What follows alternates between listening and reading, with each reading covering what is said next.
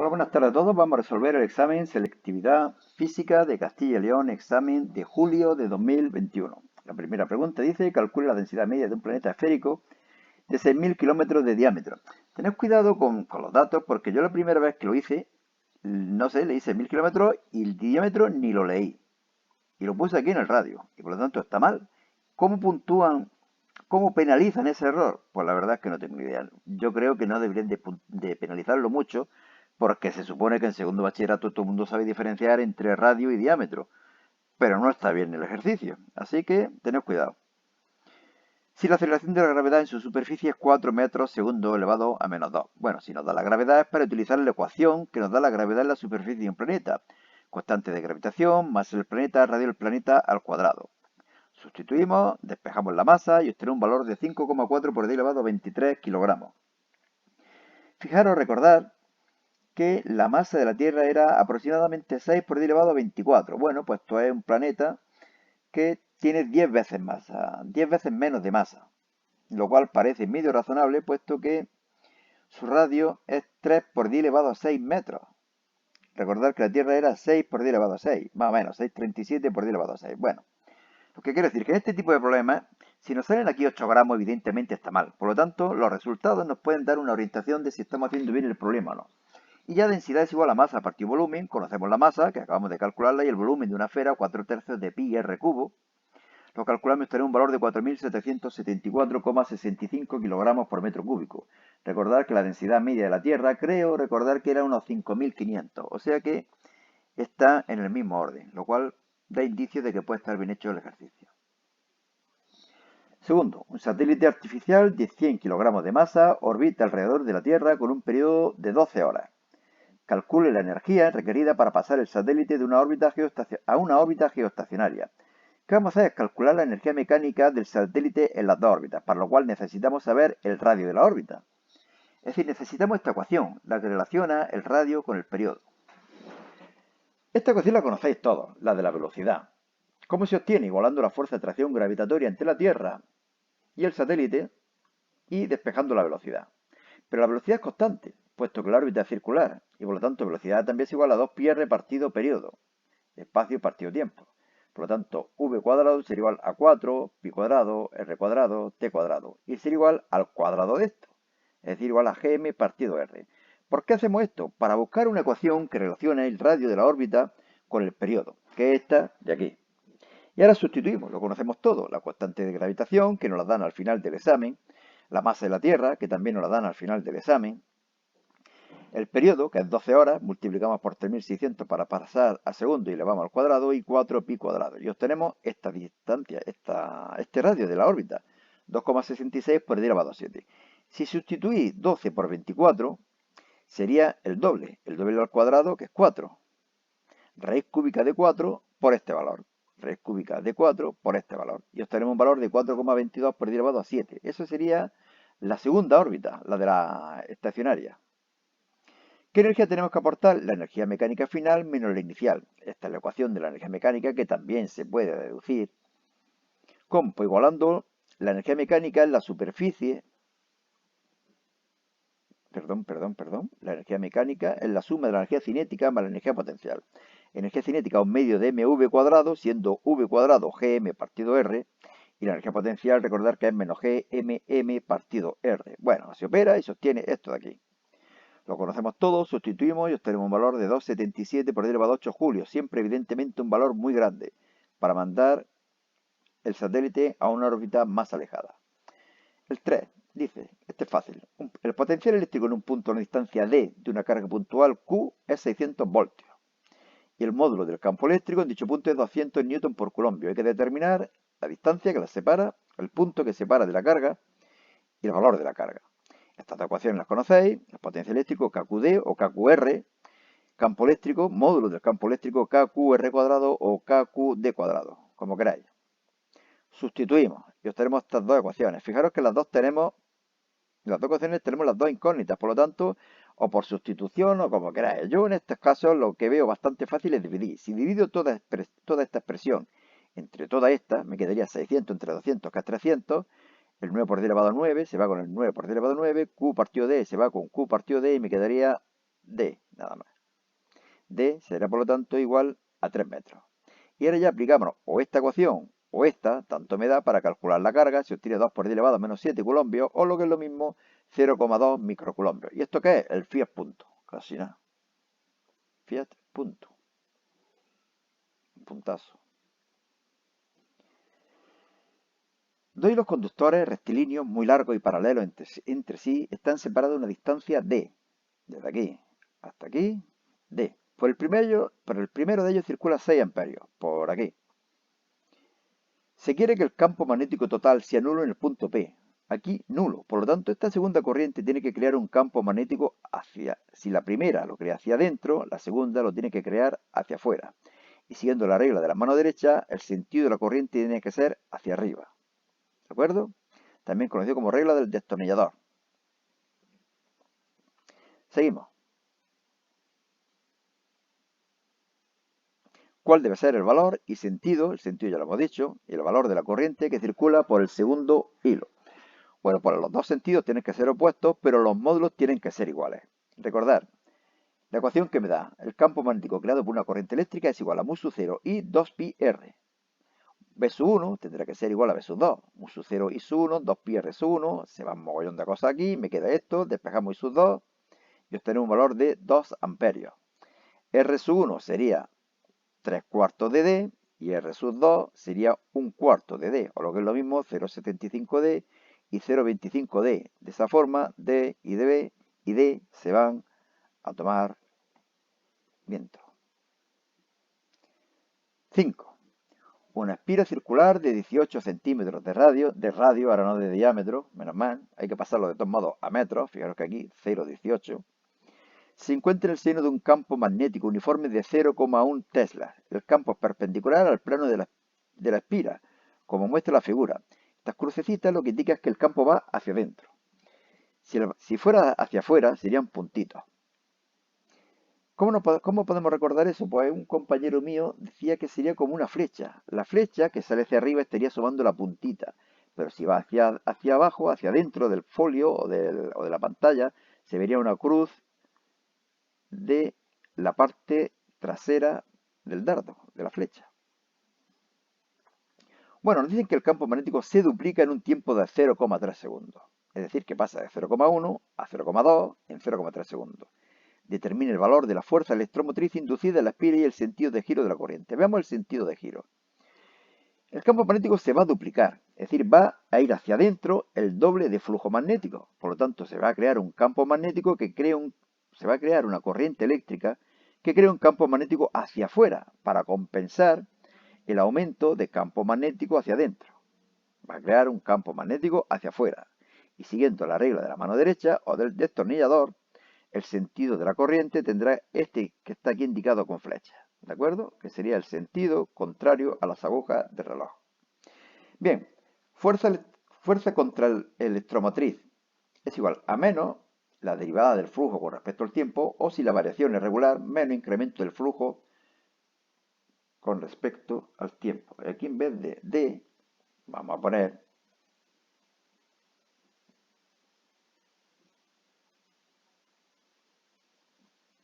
esto lo estoy haciendo aquí, regulation, aquí, aquí, y quitado, ¿de acuerdo? Incremento de tiempo, que sería menos incremento de Bs coseno de phi, el flujo es B por S por el coseno de phi, es decir, el producto escalar del vector campo por el vector superficie, incremento de tiempo, pero la superficie y el coseno del ángulo son constantes, por lo tanto será el incremento del campo magnético. Menos incremento 0,2 menos 0,1, la superficie es pi r cuadrado, el ángulo es 0 grados. Pensar que el vector superficie es perpendicular a la superficie.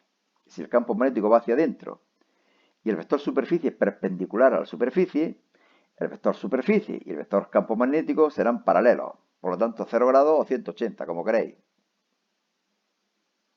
0 grados lo normal, ¿no? Lo conocemos todos, sustituimos y obtenemos un valor de menos 0,034. Ese signo negativo lo único que indica es que se crea un campo que se opone al crecimiento del flujo magnético que ha originado la variación esta de aquí, de 0,1 a 0,2. Y fijaros que Spira es una ciudad de Alemania y esta es su catedral.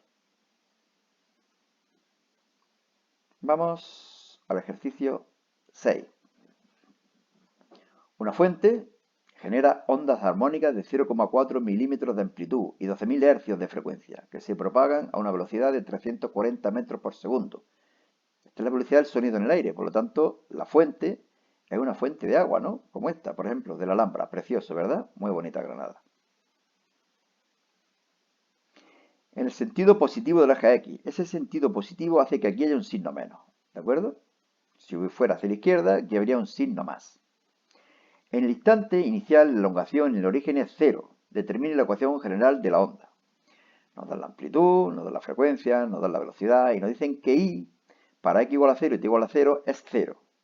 Por lo tanto, podemos suponer que phi vale 0 radianes. Lo deducimos de aquí. Si I vale 0, igual a 4 por 10 elevado a menos 4, que es la amplitud, lo he pasado a metros, seno de 0 menos 0 más phi. Phi igual a 0 radianes. ¿De dónde sé que esto vale 0 y esto vale 0? Esta es la ecuación general. Aquí tenemos t por omega. Si t vale 0, esto es 0. Y si aquí vale 0, esto es 0. ¿De acuerdo? Bueno, omega, 2pi por f. Me queda 24.000 pi hercios. V es igual a lambda por f. K es igual a 2pi partido lambda. O lo que es lo mismo, a 2pi por f partido v. En vez de poner lambda, pongo v partido f. La f pasa arriba, sustituyo, calculo y obtengo un valor de 221,8 radianes por metro. Ya lo conozco todo en esta ecuación. Sustituyo y obtengo la ecuación general de la onda. Pasamos al ejercicio número 7. Una radio emite sonido con una potencia de 0,7 vatios. Suponiendo que la radio es una fuente puntual y que las ondas sonoras son esféricas, ¿a qué distancia de la radio el nivel de intensidad sonora será 60 decibelios? Bueno, recordar que beta, la intensidad sonora, es igual a 10 logaritmo de I partido I sub 0. 60, que me lo dan, será igual a 10 logaritmo de I partido 10 elevado a menos 12. Que es I sub 0. Y de aquí podemos despejar cuánto vale I.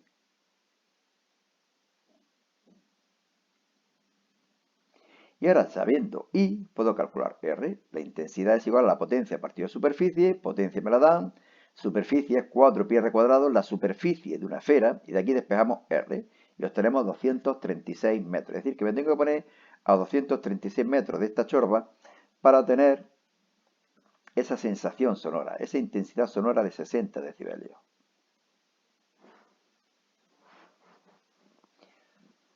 El 8. Como veis, son problemas muy fáciles, muy cortos la mayoría. Un haz de luz incide desde el aire sobre un bloque de vidrio, como estamos indicando aquí, formando un ángulo de 43 grados. Este es 43, por lo tanto la reflexión también 43. Parte de luz se refleja, este de aquí. Ya digo que el ángulo será igual. Y parte se refracta. Este ángulo en principio no lo conocemos, formando el haz reflejado y refractado en un ángulo de 110 grados. Entre este rayo y este rayo, 110. Pero si aquí 43, aquí tiene que haber 47, para que entre los dos sumen 90.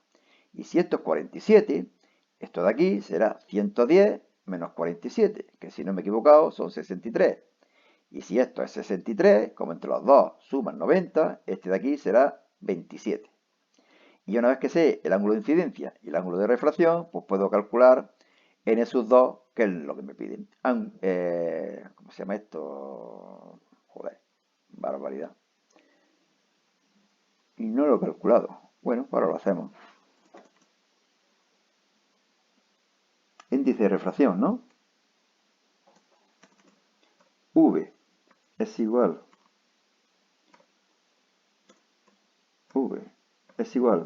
a C dividido N, que es igual... Bueno, estoy tardando, pero es que no quiero empezar de nuevo.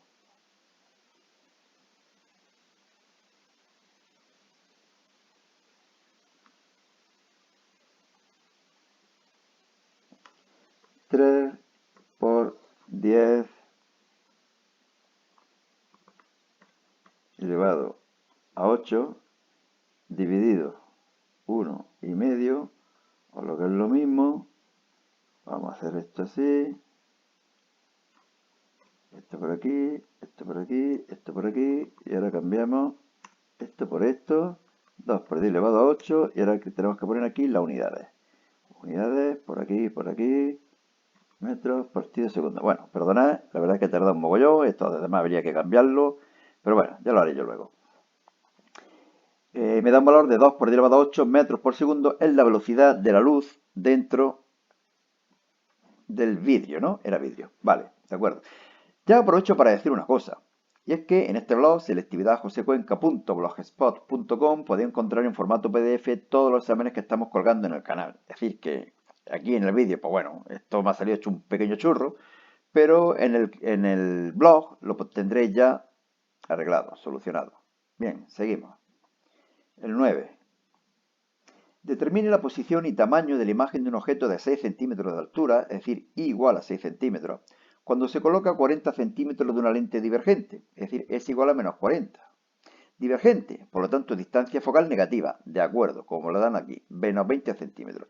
Si me dijeran que la distancia es no sé cuántos centímetros, siempre tenemos que pensar que si es divergente, negativa. Realice el trazado de rayos correspondiente. Determine la posición, es decir, que lo que me están preguntando es S', y tamaño, es decir, I'. Estas dos ecuaciones las conocéis todos, son de las lentes delgadas, ¿no? 1 partido F', 1 partido S', 1 partido S. F' es la distancia focal, S' es la distancia imagen y S es la distancia objeto. Recordar, distancia hacia la izquierda negativa, hacia la derecha positiva, hacia arriba positiva, hacia abajo negativa. Y de aquí tenemos que despejar cuánto vale S'. Bueno, pues lo conocemos todos, sustituimos, calculamos y obtenemos un valor de menos 13,33 centímetros. En las lentes divergentes, la distancia imagen siempre es negativa y de un valor más pequeño que la distancia objeto. Siempre está aquí, entre el objeto y la lente. Por esta zona va a estar siempre, ¿de acuerdo? Tamaño de la imagen, I' partido I, S' partido S, despejamos I', lo conocemos todos, 2 centímetros. La imagen siempre es también derecha y menor. La imagen es menor, derecha y virtual, puesto que se cruzan las prolongaciones de los rayos y no los rayos.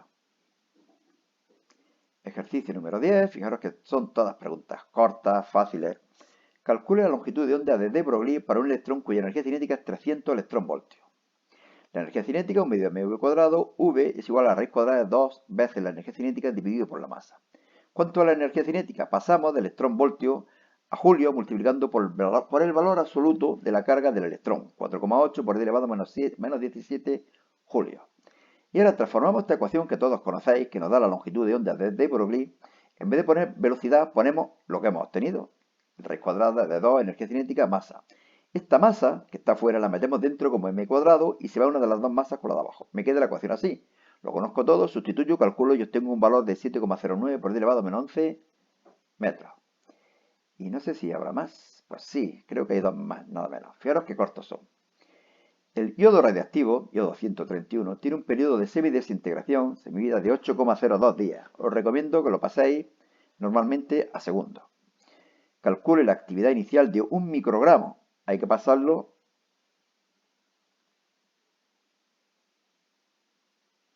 a gramos. Expresa el resultado de unidades del sistema internacional. Fijaros que la actividad es igual a lambda por n, la constante radiactiva por el número de núcleos. Constante radiactiva, logaritmo neperiano de 2, partido periodo de semidesintegración. Número de núcleos, la masa en gramos, dividido masa atómica y multiplicado por el número de Avogadro. Por eso pasamos de microgramos a gramos, 10 elevado a menos 6. Y de día a segundo. Día, hora, segundo. Número Avogadro, que me lo dan, lo conozco todo. Y obtengo un valor de 4,6 por 10 elevado a 9 becquerelios. ¿Y esto qué es? Supongo que esto ya es que casi ni se da en los institutos, ¿no? Esto es 131. El yodo 131. Y ahora ya sí, supongo que será el último ejercicio. Pues no, ahora hay un mogollón de problemas. ¡Qué barbaridad! Bueno, evidentemente hay que elegir la mitad, pero bueno, es que se está haciendo eterno el vídeo. Define velocidad de escape, por ahí la tenéis. Deduzca su expresión, por aquí la tenemos, teoría, a partir del principio de conservación de la energía mecánica. Bueno, me espero unos segundos, podéis detener el vídeo y yo paso a la siguiente. Velocidad de escape. Segunda. Dos cargas eléctricas que se desplazan a igual velocidad entre una región del espacio en la que existe un campo magnético perpendicular a la dirección de su movimiento. Como consecuencia, ambas describen circunferencias de igual radio, pero en sentidos contrarios. Claro, una positiva, otra negativa. Si la masa del primero es el doble que la del segundo, deduzca qué relación guardan las cargas de ambas partículas. Pues evidentemente el doble, la primera que la segunda. Aquí lo tenéis también demostrado matemáticamente. Y yo paso a hacer la tercera pregunta. De estas de razonamiento. Otra espira, un hotel de Turquía. Una espira circular y un hilo rectilíneo muy largo por el que circula una corriente de intensidad I está en el mismo plano. Como se ve, si la intensidad de I disminuye, fijaros que, según la regla de la mano derecha, aquí el campo magnético está yendo hacia afuera, ¿ves? Hacia afuera de la espira. Pero está disminuyendo, es decir, que cada vez hay menos flujo hacia afuera. Por lo tanto, se va a crear un campo magnético hacia afuera.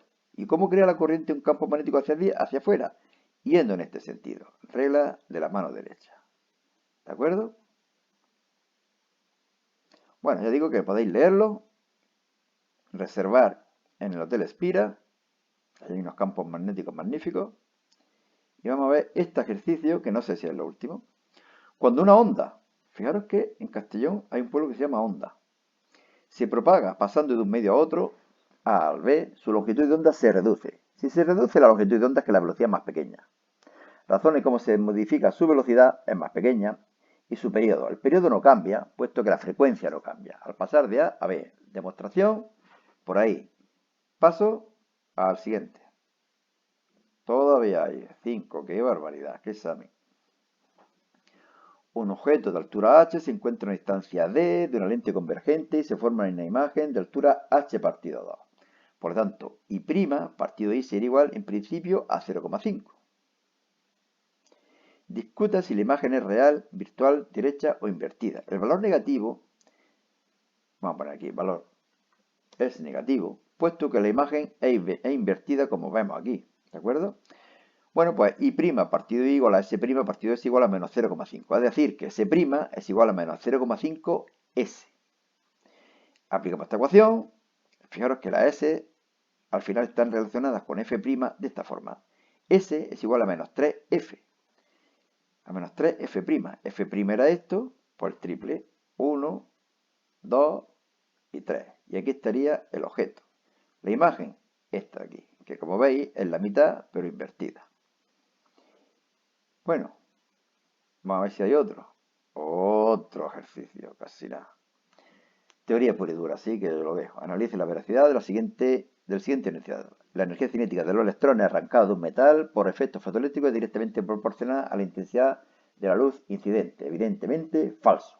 La intensidad de la luz lo que hace es que lleguen más fotones a la placa metálica, pero no que los electrones que salen con más velocidad. Salen más electrones, pero con la misma velocidad y por lo tanto con la misma energía cinética.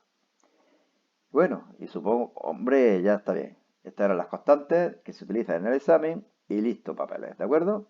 Bueno, pues nada, suerte y hasta otra.